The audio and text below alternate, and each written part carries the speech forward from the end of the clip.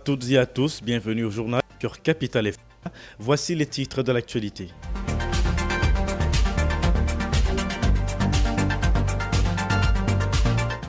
À la une de votre édition présidentielle 2025, Marois a donné le ton pour sa première apparition en campagne. Le candidat du RDPC, Paul Biya, a attiré des foules impressionnantes dans la région de l'extrême nord. Pourtant, à travers le pays, ses équipes multiplient les meetings de proximité, même si la base exprime des frustrations face au manque de gadgets de campagne. En face, la riposte s'organise. Hiram Samuel Iodi poursuit sa tournée dans la région du centre. De l'autre côté, Cabral Libby met l'accent sur l'amélioration des conditions de travail et de vie des Bayam Salam.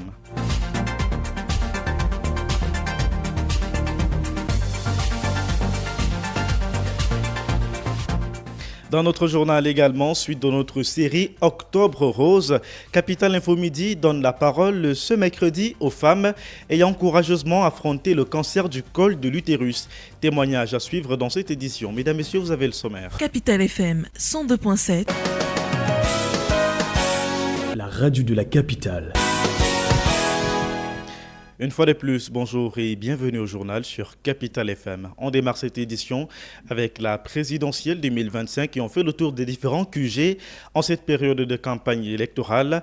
On débute avec Cabral Libby qui a tenu un meeting ce 7 octobre dans la ville de Garaboulaye, région de l'Est Cameroun. Le candidat du PCRN a demandé aux électeurs de lui faire confiance pour la transformation économique de leur commune, considérée comme stratégique du corridor Douala-Bangui.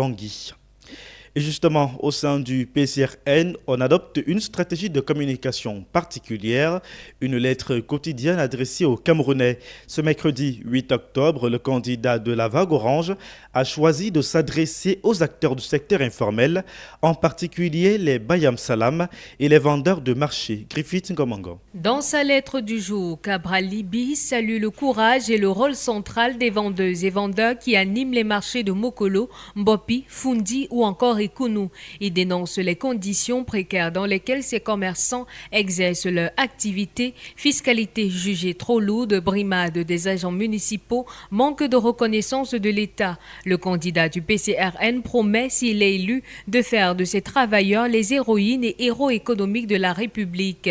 Parmi ses engagements, la création d'un fonds national d'appui au commerce populaire pour financer les activités des petits commerçants, la mise en place d'une fiscalité allégée et adaptée, la réhabilitation des marchés avec des infrastructures modernes et sécurisées, ainsi qu'un statut social pour les acteurs du secteur informel incluant couverture, santé et retraite. Pour Cabral Libby, le vote du 12 octobre doit être le cri des marchés qu'on veut faire taire et la revanche des humbles contre l'arrogance des puissants. Il conclut en affirmant que grâce au sacrifice des lève tôt et couche tard, il sera élu président de la République. De son côté, Bello Bouba Maïgari poursuit son périple dans la région de l'extrême nord Cameroun. Le candidat de l'UNDP bat campagne ce mercredi dans la ville de Mokolo, département du Mayo-Tanaga. Issa Tiroma Bakari, lui aussi, est attendu ce mercredi dans la région de l'extrême nord Cameroun. Le candidat du FSNC y tiendra 2 meetings, d'abord à Mokolo puis à Mora, avant un grand rassemblement prévu demain jeudi dans la capitale de l'extrême nord, la ville de Marois. Ambiance de ferveur ce mardi à Bafia, entre poignées de main, éclats de rire et petites parties de jeu. Hiram Samuel Iodi, candidat du Front des démocrates camerounais FDC en abrégé, crée un engouement rare pour une campagne présidentielle. On fait le point avec Joël Isodio. Le matin tombe à peine sur Bafia quand le cortège du Hiram Samuel Iodi s'avance à travers les rues poussiéreuses sur les regards curieux des passants. À chaque coin de rue, on l'applaudit. On l'interpelle, on tend la main. Dans la division Bam et Inubu, il s'arrête devant les marchés, salue les marchandes, échange quelques mots avec les agriculteurs, écoute les doléances. Puis cap sur Sarre, où les collines verdoyantes de la Léki accueillent le candidat pour des discussions avec des notables de la commune. À mi-parcours de cette tournée dans le centre, Iodi affiche un certain optimisme. Les multiples haltes lui permettent de tester la résonance de son discours. La jeunesse, le service public, la gouvernance locale. Cette stratégie de campagne dite de proximité n'est pas nouvelle dans cette élection. Avec plusieurs jeunes candidats émergents, L'enjeu est de construire une présence visible, de rallier l'image, de créer une dynamique ascendante. Hiram Samuel Iodi, trentenaire à la tête de sa campagne, incarne un visage neuf dans le paysage politique camerounais. Ingénieur de formation, il présente un mélange d'ambition technocratique et un verbe social prêt à rallier aussi bien les élites urbaines que les populations rurales. Son programme inclut des thèmes porteurs, bon gouvernement, autonomie locale, réforme institutionnelle, transition énergétique. Dans cette campagne, sa stratégie consiste à contourner l'idée d'un leadership imposé pour laisser place à un leadership séduit par la parole réconciliatrice. Le récit d'un Camerounais transformé, le rapport direct avec les communautés lui donne cette image de candidat accessible. Après près de 10 jours de campagne intensive, Hiram Samuel Iodi peut revendiquer un succès symbolique. Parler aux gens, les toucher, susciter de l'espoir. Mais ce succès ne sera durable que si les promesses trouvent des relais concrets, si les discours de proximité s'institutionnalisent et si le mouvement naissant parvient à se structurer pour devenir une force électorale réelle. Dans cette course à la présidentielle, le centre avec Bafia Issar pourrait être un laboratoire décisif. S'il parvient à convertir l'accueil populaire en vote, Iodi pourrait faire de son passage dans la région un tournant. Et pour l'instant, le chemin vers cette transition demeure ardu, mais empreint d'un souffle nouveau. Tomaino Patricia Ndamdjoya, de son côté, poursuit sa tournée dans le département du Noun, région de l'Ouest Cameroun. La candidate de l'UDC était hier mardi à Kouop-Tamo pour galvaniser sa base lors d'un meeting qui a rassemblé plusieurs centaines de militants au centre-ville. Elle a salué la détermination des Camerounais et appelé à la justice, à la confiance et à la dignité pour tous. Capital FM 102.7. La radio de la capitale. Vous écoutez Capital Info midi sur Capital FM. Il est 12h passé de 8 minutes à Yaoundé. Ambiance de liesse hier mardi à Maroua, dans la région de l'extrême nord. Le Rassemblement démocratique du peuple camerounais a tenu sa plus grande affiche, son président national, Paul Biya, le président national du RDPC, qui a tenu un grand meeting et qui est candidat, on le rappelle, à sa propre succession. Retour sur ce giga meeting avec Adrien Dikwesa-Yakan. Sous un soleil de plomb et une ferveur quasi festive, les populations du Grand Nord se sont rassemblées dès les premières heures à la place des fêtes de Maroua. Drapeau tricolore, pagne à l'effigie du RDPC, chants patriotiques et slogans de soutien. L'ambiance était électrique. Des délégations venues des 6 départements de la région ont convergé vers le site, transformant la ville en un véritable carrefour de la mobilisation.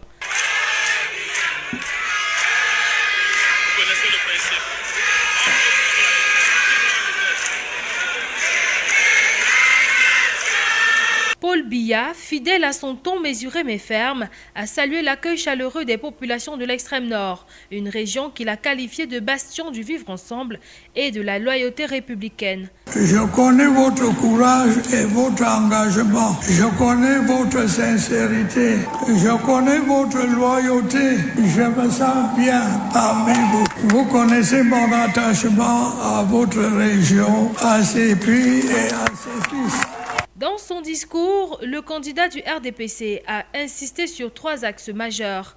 D'abord, la jeunesse qu'il souhaite placer au cœur de la relance économique à travers la formation, l'innovation et l'entrepreneuriat. Le chômage des jeunes est un fléau qui affecte votre région, mais aussi toutes les autres. Il ne s'agit d'ailleurs pas d'un mal camerounais. Aucun pays au monde n'en est épargné. Nous ne devons pas pour autant nous y résigner. Des efforts méritoires ont été accomplis ces dernières années pour offrir à notre jeunesse plus d'opportunités d'emploi dans la fonction publique et dans les différents secteurs de notre économie. Ensuite, Paul Biya a présenté les femmes comme piliers de la stabilité sociale et économique du pays. Nous devons intensifier nos efforts en matière d'éducation et d'autonomisation des femmes. Il nous faut davantage de femmes à tous les niveaux de responsabilité. nous veillerons mieux que par le passé au respect de leurs droits et à leur protection contre les violences. Et enfin, la sécurité, avec la promesse d'un renforcement des capacités de défense et d'une réponse durable aux crises dans les régions en conflit. Je sais que votre région continue à être confrontée à des problèmes aigus de sécurité. Sous mon autorité, les forces de défense et de sécurité n'ont cessé de lutter contre les incursions de la secte terroriste Boko Haram. Cette amélioration de la situation en matière de sécurité aura un effet bénéfique immédiat sur la situation économique et sociale. Avec cette démonstration de force à Maroua, le RDPC lance un signal clair, celui d'une campagne bien organisée et d'un électorat fidèle dans l'un de ses bastions historiques. Prochaine étape, Garoua et Ngaoundéré, avant la descente vers le centre et le littoral. Des étapes décisives pour maintenir la dynamique jusqu'au scrutin du 12 octobre. Et malgré cette forte mobilisation sur le terrain, un malaise s'installe dans les rangs du RDPC. Sur le terrain, la base gronde. Les gadgets de campagne censés donner des couleurs à la mobilisation sont introuvables. Parapluie, pagne, lingettes, serviettes hygiéniques ou encore stylo à billes, des kits promis aux militants mais que beaucoup n'ont jamais vu jusqu'ici. Dites-vous Sandrine Egolo. Les kits sont arrivés avec plusieurs jours de retard en quantité insuffisante. Et comme si cela ne suffisait pas, une partie du stock a mystérieusement disparu, volée selon plusieurs sources, par des mains bien placées qui ont préféré revendre le matériel sur le marché noir. Près d'un tiers des gadgets se seraient ainsi volatilisés. Pendant ce temps, certaines régions sont servies en priorité. L'extrême nord, bien sûr, en prévision du grand meeting du président national Paul Biya et les zones où passe le secrétaire général du comité central. Les autres attendent encore et toujours. Dans certaines communes, les commissions locales de campagne n'ont pas reçu le moindre kit. Pas un parapluie, pas même un simple stylo. Résultat, colère, frustration et incompréhension dans les bases militantes. Beaucoup parlent d'un manque de sérieux, d'autres dénoncent un désordre organisé. À force de vouloir tout centraliser, le parti au pouvoir donne l'image d'une machine mal huilée, minée par des retards, des vols et des passe-droits. À quelques jours du scrutin, la discipline de parti prend de l'eau. Le RDPC a beau parler d'organisation, sur le terrain, la réalité ressemble de plus en plus à une débâcle logistique. Et malgré cela, la campagne se poursuit sur le terrain. À Obout, dans la ville de Mfou, département de la Mefou et à Famba, la mobilisation bat son plein. Ce mercredi matin, les populations se sont retrouvées pour une causerie militante à l'appel de Michel Fomo, membre du bureau de section OFRDPC Mefou et Afamba Sud, par ailleurs membre de la commission communale de campagne de Mfou et vice-présidente du comité de village d'Obout. L'élite a profité de l'occasion pour distribuer des gadgets de campagne. Sandrine Egolo. En Fou, la campagne du RDPC s'intensifie à mesure que l'échéance présidentielle approche. Hier mardi 7 octobre 2025, le maire Francis Ngoumou, président de la commission communale de campagne, a conduit 2 descentes. RDPC oyez! Oyez! OFRDPC oyez! Oyez! OJ RDPC oyez! Oyez! C'est une initiative saluée par les militants dans un contexte où les kits se font rares dans plusieurs localités. Parapluie, pagne, lingettes, stylos ou serviettes hygiéniques, des articles symboliques que l'élite dit avoir obtenus de haute lutte pour ne pas laisser sa base sans signe de ralliement.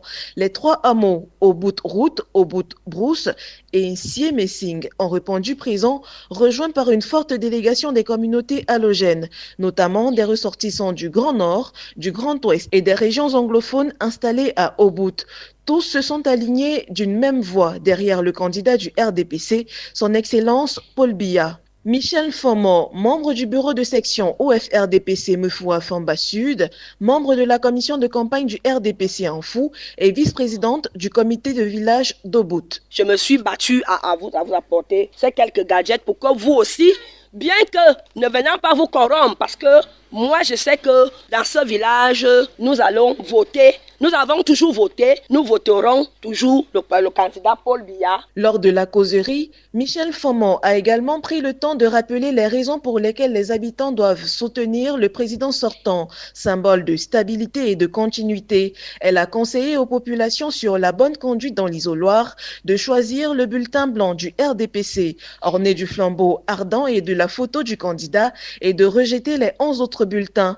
Michel Fomon, une fois de plus. Nous qui sommes dans les villages, les mamans, les papas qui ont les plantations, ne serait-ce que le fait de récolter, écouler vos marchandises, d'aller vous installer au marché sans aucune peur, dans la paix et la sérénité, nous amène déjà à continuer à soutenir ce patriarche national. Ne serait-ce que le fait de dormir tranquillement chez soi, manger son pain sans sel, sans entendre les fusils, nous amène déjà à continuer à soutenir ce papa qui est le président Paul Biya. Sur la place du village, l'ambiance était animée mais ordonnée. Les habitants ont observé la distribution avec attention et l'on pouvait lire la satisfaction sur les visages des militants, jeunes et anciens. La ferveur était ponctuée par des chants, des slogans d'unité et des échanges de félicitations entre militants et élites. Aloïs Messi, premier notable de la chefferie d'Obout. Nous remercions d'abord notre élite locale, Michel Eyanga, épouse informant du geste qu'elle a voulu bien faire à l'encontre, n'est-ce pas, des militants du RDPC qui sont ici présents. Donc nous témoignons, n'est-ce pas, nous le confirmons, comme ça a toujours été, un vote, n'est-ce pas, à 100% en faveur du candidat RDPC. Même sentiment du côté des patriarches, heureux de voir leur localité honorée et mobilisée malgré les difficultés logistiques rencontrées ailleurs. Patriarche Manga Bekono, Jean-Claude. Nous sommes derrière lui parce que la paix est difficile. On doit le voter entièrement. Et je le montre, ma fille et Yanga, enfin Michel, de le mettre plus que ça. Parce que c'est difficile qu'une personne par devant vous donne quelque chose. Donc on est derrière vous. Mes félicitations. La jeunesse locale n'a pas manqué de marquer son soutien également. Menge Manga Bertrand, président des jeunes du village, a salué l'initiative de Michel Fomon et souligné la paix et l'unité dans le village, tout en rassurant que les jeunes restent derrière le président sortant. Nous sommes au village Obout et on peut garantir au président Paul Biya que la jeunesse d'Obout va donner, ce n'est pas qu'on estime, est derrière le président et il peut avoir son 100% à travers la jeunesse. On dit que c'est le geste qui compte. Tout le monde est fier, tout le monde est content, tout le monde exprime un peu sa joie. Donc ça veut dire que le président est en train de nous rassurer. Ce que nous sommes en train de faire là aujourd'hui, c'est un geste parce que nous ne sommes pas là peut-être que le président est en train de nous corrompre. Nous sommes fiers de voter le président à 100%. La scène était claire, un village mobilisé, un engagement exprimé sans ambiguïté et une initiative locale qui a permis à la base de se sentir considérée malgré les difficultés de distribution des gadgets dans d'autres zones. L'attention portée par l'élite a renforcé la cohésion avec une participation active des jeunes, des notables, des patriarches et des femmes, tous unis autour du même objectif. Dans un contexte de pénurie de matériel, l'initiative de Michel Fomon apparaît comme un signal fort de proximité et d'engagement et le village se prépare à confirmer ce soutien dans les urnes. Paul Biya, victoire! Paul Biya, victoire, victoire! Paul Biya, victoire, victoire, victoire! On reste dans le département de la Mefou et à Famba. À 4 jours de scrutin présidentiel, la commission communale de campagne RDPC d'Unfou, que conduit le maire Francis Ngoumou, multiplie les descentes de terrain pour galvaniser la base à travers des concertations et des rencontres causeries de proximité. Objectif, transformer la ferveur militante en un vote massif en faveur de Paul Biya. On fait le point avec Daniel Yondou. En Fou, la campagne du RDPC s'intensifie à mesure que l'échéance présidentielle approche. Hier mardi 7 octobre 2025, le maire Francis Ngoumou, président de la commission communale de campagne, a conduit 2 descentes de proximité destinées à booster la mobilisation électorale village par village. La première étape dans le groupement Vokamourou 2, où tous les comités de village se sont mobilisés en Kolmeva. Là-bas, la jeunesse a affiché une ferveur exemplaire. Achille Zambo, représentant de la jeunesse de Vokamourou 2. Alors, le message est simple.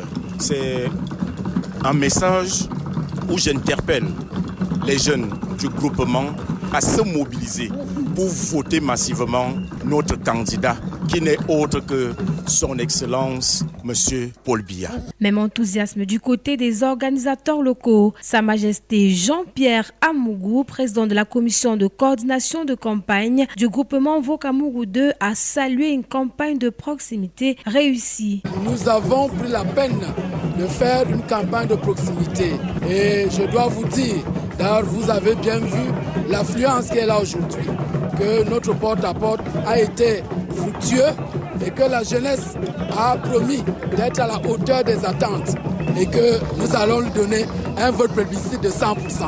La deuxième étape de la journée était dans le groupement Ouundili où les comités de village étaient archi-mobilisés à l'esplanade de la chefferie du groupement pour accueillir la commission communale de campagne. Pour les femmes massivement présentes, Michel Fomo, membre du bureau de section OF-RDPC Mefoua Famba Sud, membre de la commission communale de campagne RDPC en Fou et vice-président du comité de village d'Obout dans le groupement Vok Ouundili, les femmes du groupement sont toutes derrière leur candidat Paul Biya.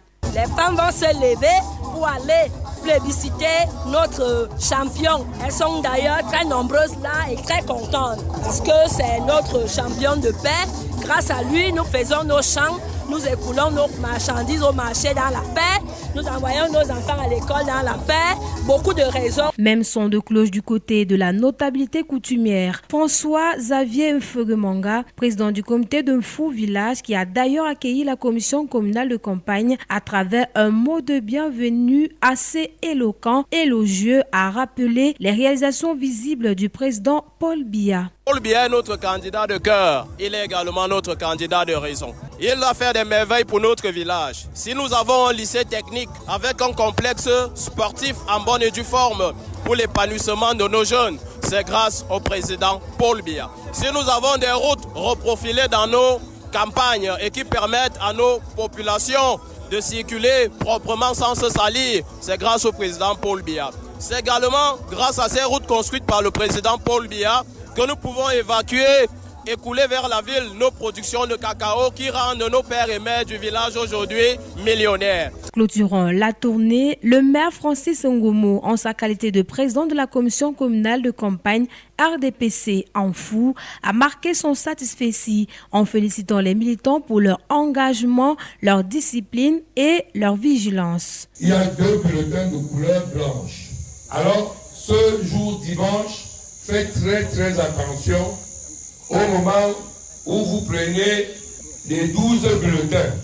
La première indication, c'est le logo du Rassemblement démocratique du peuple camerounais, la flamme ardente. Et en bas, vous avez la photo de celui qui ne ressemble à personne d'autre, son Excellence Paul Biya. Et lorsque nous aurons fait ça dimanche, nous aurons apporté notre contribution à l'édification de notre pays. En Fou, la couleur est annoncée, la proximité comme levier de fidélité et la mobilisation comme gage de victoire. Le RDPC entend faire de cette dynamique locale un plébiscite national. Et en marge de cette tournée de campagne, le chef du groupement communal Ouundili, Sa Majesté Romain Zambon-Toumba, a pris la parole pour relayer les doléances de sa population.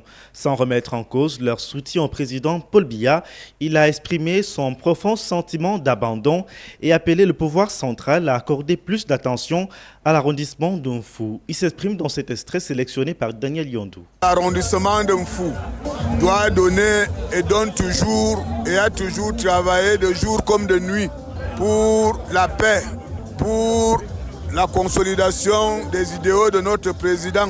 Nous l'avons toujours supporté de jour comme de nuit. Nous sommes la porte d'entrée et de sortie du Cameroun. Et depuis 20 ans, nous sommes oubliés. Et ce nouveau septennat, je souhaite au nom de mes ancêtres et au nom de mes populations, au nom des populations de l'arrondissement de Mfou, que cette fois-ci, parce qu'il y a un adage qui dit que l'enfant qui est proche de son père finit toujours par tout rater. Et Mfou, cette fois-ci, ne doit plus rater. Nous n'avons pas de ministre, nous n'avons pas de sénateur, nous n'avons pas de députés, nous n'avons pas de secrétaires généraux, nous n'avons même pas le simple préfet Nous n'avons rien. Qu'est-ce que nous on a fait? À peu près Paul Biya, on t'a fait quoi? Depuis 20 ans, on n'a rien. Donc cette fois-ci, nous on ne conditionne pas notre vote. Mais votre premier ministre, Achidi Achou, avait dit que you watch my back, I watch your back. Politique Nanjangi, nous on ne t'a rien refusé. Pourquoi toi tu nous fais comme ça? Pourquoi tu nous fais comme ça? Écoute nos pleurs. La campagne électorale du RDPC se poursuit dans l'arrondissement d'Assamba. Ce mardi 7 octobre, la chefferie d'Umfu-Assamba a accueilli un nouveau meeting. L'occasion pour la commission communale de campagne de Languina de mobiliser les militants autour de Paul Biya et d'appuyer les collectivités et les communautés locales par des dons à caractère social. Le compte-rendu de Griffith Ngomongo. En Fou-Assamba, la campagne bat son plein dans la cour de la chefferie traditionnelle. Militants et sympathisants du RDPC venus de Fou-Assamba, Ngossé et Akondo ont répondu présents pour cette nouvelle étape de terrain. Comme lors des précédents meetings, la commission communale de campagne a joint l'utile à l'agréable. Du matériel didactique a été remis aux écoles publiques de Fou-Assamba et de Ngossé, tandis que des moulins à écraser et des porcelets ont été distribués aux communautés. Une façon, selon les organisateurs, d'allier mobilisation politique et développement local. Le président de la commission communale de campagne, par ailleurs maire de Languina, Alphonse Didier Bikoula, a insisté sur l'engagement total des militants. Nous sommes ici, c'est pour davantage confirmer notre engagement, notre soutien à notre champion, à notre président national. Donc je suis venu dire aux militants qu'il est temps de démontrer donc, que nous sommes des militants vraiment engagés, des militants convaincus, des militants qui savent dire c'est le moment de démontrer que nous avons besoin que le président Paul Biya soit réélu et nous, à notre niveau, nous allons lui accorder notre 100%. Dans la foulée, le maire a tenu à projeter les regards vers le grand rendez-vous annoncé à Olanguina avec le président de la délégation départementale RDPC, le ministre du Commerce, Luc Magloire Barga, à Tangana ce mercredi. Nous préparons ce meeting avec beaucoup de ferveur, beaucoup d'engagement et surtout avec beaucoup de sérénité parce que vous savez, c'est un grand moment pour nous, un moment où nous devons démontrer à notre patron que ses instructions sont suivies et que réellement, il n'a pas à paniquer, il n'a pas à se poser des questions. Les choses se passeront comme cela se doit ici à Olanguina. La machine électorale du RDPC continue donc de tourner à plein régime dans la Mefou et à Famba, avec la même ambition, transformer la ferveur militante en un plébiscite en faveur du président Paul Biya. On reste dans le cadre de la présidentielle 2025, mais on quitte les meetings naturellement pour un autre volet à quelques jours de ce scrutin. La tension monte sur le terrain et en particulier dans les rues des grandes villes. Plusieurs affiches de campagne sont vandalisées à travers le pays, suscitant des accusations croisées entre le RDPC et le FSNC. Et ce mardi, à Baham, un enseignant a d'ailleurs été interpellé pour avoir déchiré des affiches du candidat Paul Biya. On fait le point avec Daniel Yondou. Des vidéos et images se multiplient sur les réseaux sociaux depuis ce week-end. Des affiches de campagne arrachées, recouvertes ou déchirées dans plusieurs villes du Cameroun. Une situation qui alimente un climat de méfiance entre les formations politiques. Le Front pour le Salut National du Cameroun, le FSNC, d'Issa Chiroma Bakari, accuse ouvertement le Rassemblement démocratique du peuple camerounais d'être à l'origine de ces actes de vandalisme.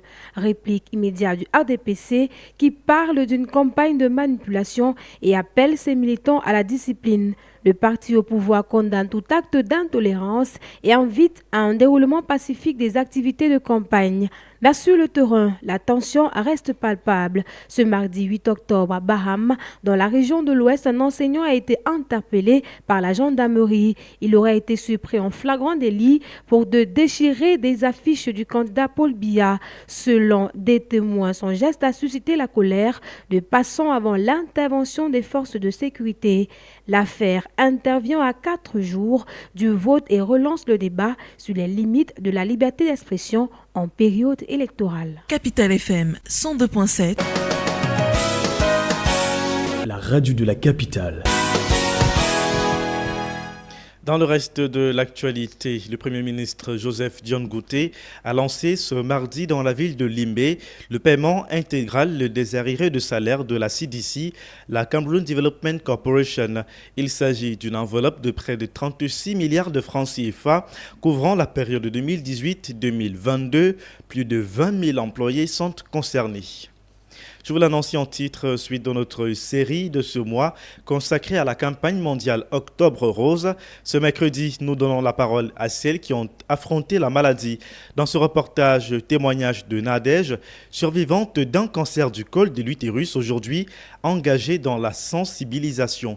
Elle s'est exprimée au micro de Jaye Les Audios. Hier fois que j'avais voulu être mère une fois de plus, je m'interrogeais sur la portée de cette intervention chirurgicale. Je m'interrogeais comment devait être ma vie sexuelle dorénavant. L'effet que cette intervention devait avoir sur mon organisme. C'est une histoire de douleur, mais aussi de courage. Celle de Nadège, mère de 2 enfants, qui n'imaginait pas qu'un simple saignement inhabituel allait bouleverser sa vie. Les premiers symptômes qui m'ont amené à constater, ce sont au départ les saignements vaginaux irréguliers après un rapport sexuel, les douleurs pelviennes fréquentes, les saignements en dehors des règles, des pertes blanches, nauséabondes. Plus important, lorsque j'ai appris que j'avais un cancer, ça m'a d'abord déstabilisé. Mais pour elle, le combat ne faisait que commencer.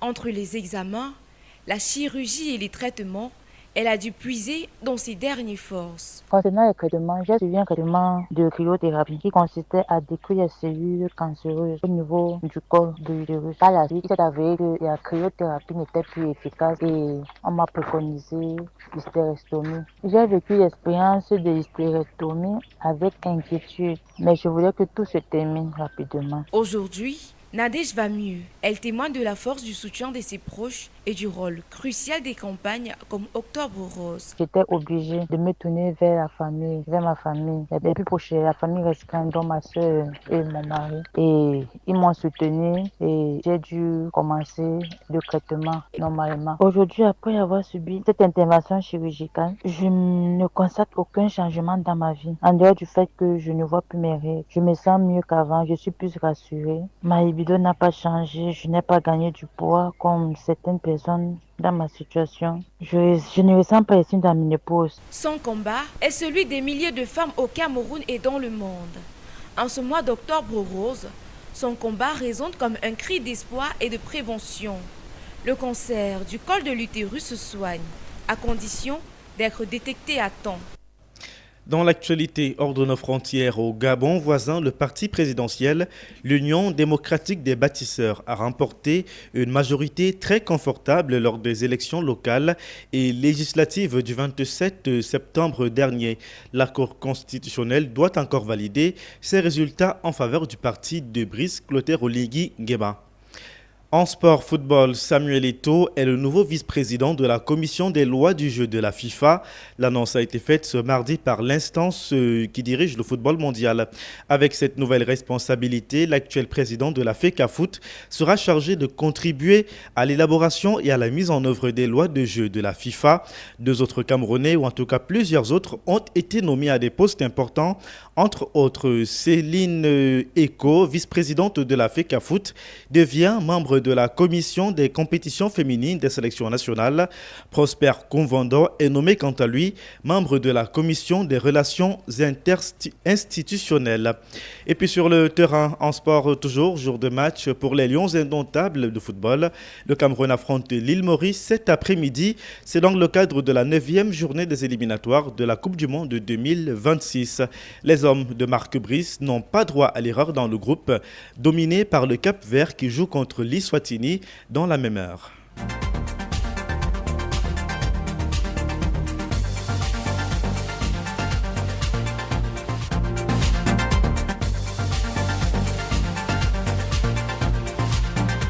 C'est la fin de cette édition de Capital Info Midi, préparée par la grande équipe de la rédaction sous la coordination d'Angèle Benfama.